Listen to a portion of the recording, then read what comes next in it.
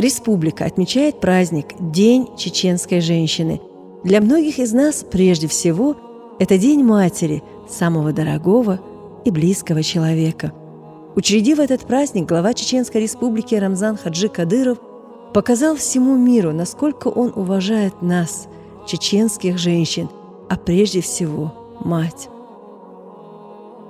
Телерадиокомпания «Путь» имени Ахмата Хаджи Кадырова поздравляет президента регионального общественного фонда имени Ахмата Хаджи Кадырова Аймани Несиевну и всех женщин с Днем чеченской женщины.